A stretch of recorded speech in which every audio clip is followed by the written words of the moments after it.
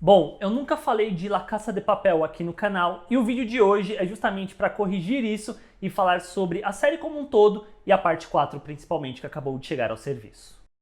La mattina mi sono alzato,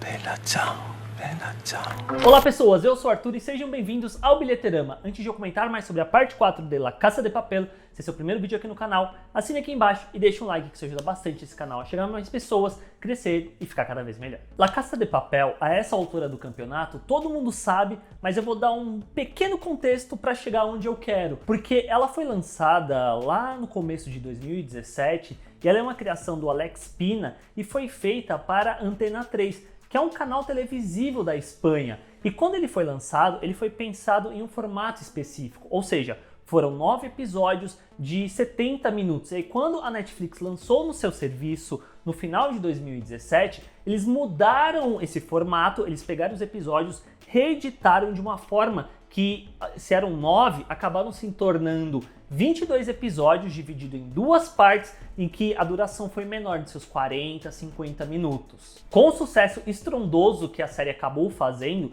a Netflix adquiriu os direitos da série, tornando aí sim uma original deles, e já encomendou mais duas partes, que começaram a ser feitas, sendo que a parte 3 saiu na metade de 2018 e agora chega a parte 4. E assistindo as duas em conjunto, que foi o que eu fiz, porque eu não vi a parte 3 quando ela saiu, eu vi a 3 e a 4 muito próximas uma da outra, dá pra sentir a evolução dentro da série de todas as formas, porque você consegue sentir a mão da Netflix, o orçamento que a série ganhou, porque ela cresce tanto tecnicamente, que você vê que tá muito melhor filmado, tem muito mais sequência de ação, tem muita música famosa compondo a trilha sonora, quanto narrativamente, que agora sim a série foi pensada para funcionar dentro do serviço de streaming, para que os episódios sejam pensados para você assistir um atrás do outro, e isso acaba funcionando muito bem e faz com que a narrativa cresça mais do que a parte 1 e a parte 2 faziam, porque elas eram montadas de um jeito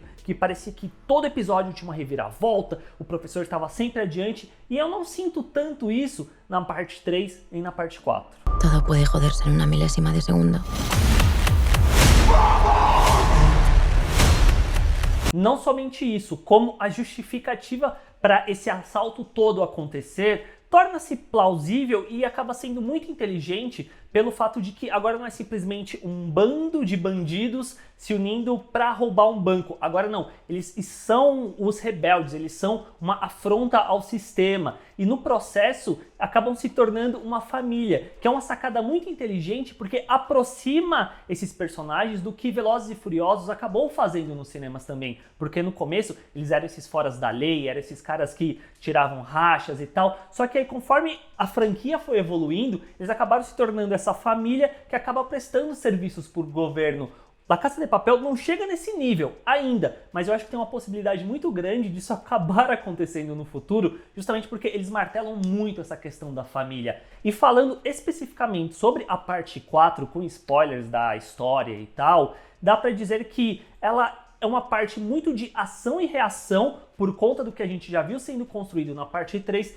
principalmente em dois núcleos, que é o professor contra a Alicia Sierra e dentro da casa, dentro do Banco da Espanha, que é o bando contra o Gandia. Na parte do professor contra a Sierra, se na parte 3 a gente via muito ela conseguindo bater de igual para igual com o professor por muitas vezes não seguir o protocolo e o professor ficar meio sem reação até chegar no ponto de que ele acredita que a Raquel foi morta, nessa parte 4 a gente vê meio que uma reviravolta dentro do próprio professor, passando a aceitar essa falha, essa fraqueza que ele tem, agora que ele se importa com esses outros personagens que estão dentro ali do banco e ele conseguindo se tornar aquele professor do começo da série, que ele é muito pensativo, ele joga muito bem o xadrez dentro desse jogo, ele consegue tomar atitudes e fazer jogadas que coloca a Sierra e todo o resto da polícia meio que num beco sem saída, sem saber direito como reagir e acaba por reagir de acordo exatamente com o que o professor quer, que acaba sendo bem interessante quando ele vira essa chavinha de ah não, eu tenho que voltar pro jogo, eu tenho que começar a tomar as atitudes porque senão todo mundo vai se ferrar.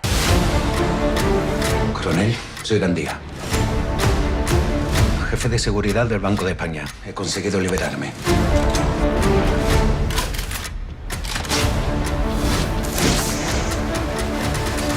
Do lado de dentro do banco, o que a gente acompanha é o Gandia, que esse cara com uma sede psicopata de se tornar o herói da situação, se tornando um antagonista extremamente perigoso para eles que estão ali dentro, porque na parte 1 e na parte 2 não tinha essa figura dentro da Casa da Moeda, só que agora tem, e toda essa construção que leva ele a se tornar essa figura que causa essa tensão na equipe é muito bem feita, e tudo começa justamente por conta de uma escolha do Palermo, e toda a atuação do José Manuel Poga, que faz o Gandia, ele tá muito bem porque ele consegue passar essa psicopatia desse cara que acha que é invencível, que vai enfrentar eles e vai ganhar porque ele é o herói dessa situação, ele vai se tornar o herói, ele esperou por esse momento, e você vê no olho dele esse impulso dele querer fazer as coisas e todo o processo que ele vai fazendo ali dentro do banco, que deixa todo mundo desnorteado, porque ele consegue raptar a Tóquio, tem toda a sequência no 5º episódio de ação que é muito boa, inclusive a sequência de ação dessa parte 4,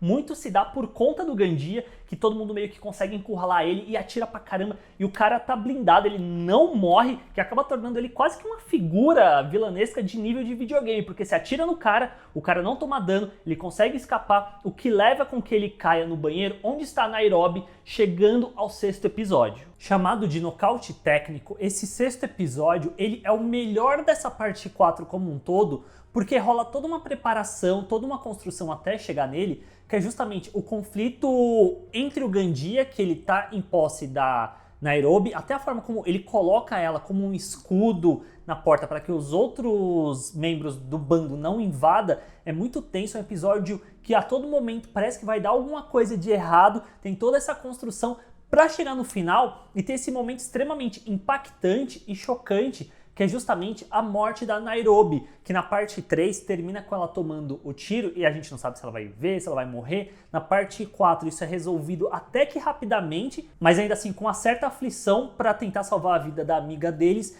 E aí toda essa construção dela ter sido salva, da gente achar que ela tá segura. Dentro do episódio 6 a gente tem esse flashback dela conversando com o professor, pedindo a ajuda dele para conseguir ter uma outra criança, ter um outro filho, que o professor vai doar o esperma e tal. Cria-se todo esse senso de que, ok, talvez a Nairobi esteja de fato segura, para no final, de forma extremamente chocante, pesada e gratuita, o Gandia ir e dar um tiro na cabeça dela. E é uma cena muito chocante, de fato, que pega todo mundo desprevenido dentro do grupo, e todo o episódio 7 acaba sendo justamente uma consequência da morte da Nairobi, que é um episódio muito triste. Tipo, a morte dela já é muito impactante, mas o episódio 7, na hora que tem o velório com a galera saindo com o caixão dela, é muito triste. E a atriz, ela é muito boa, ela se tornou uma das mais queridas do público. E matar ela é um choque muito grande, mas ao mesmo tempo é uma escolha muito corajosa por parte da equipe, porque se matasse qualquer outro membro do bando, também ia ser sentido. Mas eu acho que a Nairobi é muito mais forte quando isso acontece. Casi. He visto a mi hijo. Ahora mismo. Y está bien. E é até curioso porque a gente teve várias mortes ao longo de La Casa de Papel. Na parte 1 as pessoas morreram, mas como a gente ainda estava conhecendo os personagens, não é tão sentido assim. Tirando na parte 2 que tem o Berlim, que a situação dele é diferente, porque ele está se sacrificando para que o resto consiga se salvar. E também tem toda a questão que ele já estava morrendo, ele estava chegando no final da vida dele por conta da doença. Só que a Nairobi é um contexto totalmente diferente, e por conta disso acaba sendo muito mais chocante pra gente que tá assistindo e muito mais dolorido, muito mais sentido. É algo que eu imagino na vindoura parte 5 que seja explorado mais a fundo como isso vai afetar todos os personagens que estão ali, porque o Gandia, no final das contas, ele continua vivo, acaba sendo um elemento a ser explorado também, ele se torna uma figura extremamente detestável. E outro personagem que é detestável nessa parte 4, e de uma forma geral, na série toda, porque ele tá desde o começo, é o Arthurito, que eu não sei por que insistem com esse personagem, porque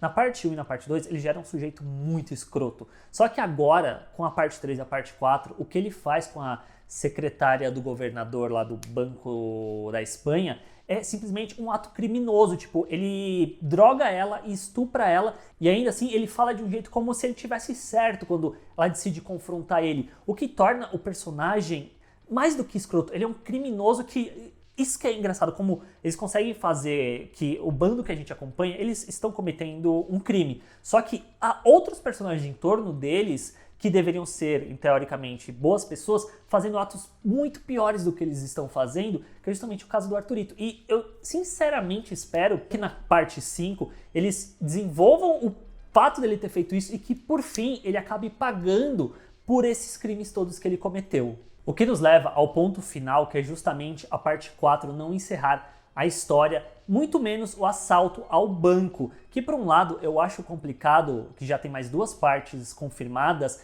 a história se estica muito mais além do necessário, porque a gente já está a 2 partes vendo esse assalto, esse banco que é muito parecido com o primeiro. Então não tem um senso de frescor nesse sentido. Mas por um outro lado, eu acho muito legal, em termos de narrativa mesmo, tirar essa falsa sensação que a gente como espectador tem de que essas 2 partes vão encerrar essa história e ter mais o que contar, porque ficou muita ponta em aberto. O fato do que eles vão fazer com Gandia, como eles vão escapar dali, o que a Raquel foi fazer ali dentro, qual que vai ser o destino do professor, que me leva ao último episódio dessa 4ª parte, que se o 6º é o melhor, esse último, o 8º, eu acho que ele acaba sendo o mais fraco de todos, porque ao contrário dos outros que iam evoluindo, ia levando a história adiante, esse último episódio ele tem 1 hora, ele é o mais longo dessa parte 4, mas ele não acrescenta ao todo, parece que é uma grande arrastação pra gente ver apenas a Raquel conseguindo ser salva pra ser colocada dentro da casa lá, dentro do banco, que no final das contas, tipo, legal, mas você podia ter feito isso de uma forma mais dinâmica e não ter gastado um episódio todo só pra isso, pra ter o gancho final. Mas eu acabo achando legal essa rima narrativa que é feita entre o final da parte 3 e o final da parte 4, porque na parte 3 a Raquel é capturada e aí o que a gente vai ver é o professor tentando lidar com isso, porque ele acha que ela morreu. Enquanto que na parte 4 termina justamente com o contrário. O professor tá lá diante da Sierra, só que o resto do bando não sabe disso. E a parte 5 já vai abrir, tipo, o que vai acontecer a partir de agora, que acaba sendo um detalhe muito legal. Enfim, a parte 4 de La Casa de Papel, ela é muito boa e eu sinto uma crescente da série. A parte 1 é muito boa, a parte 2 é legal, a parte 3 melhora muito e a 4 mantém esse nível de qualidade, onde a tensão é crescente, eles estão em guerra contra o sistema e contra quem está do lado de fora, enfrentando eles, e fica a todo momento, depois principalmente da morte da Nairobi, que ninguém está a salvo dentro da série. E pegando o fato de que eles abraçaram essa fórmula Velozes e Furiosos da família para dentro de si, pode ser com que La Casa de Papel se torne tão longevínea quanto a franquia motorizada é.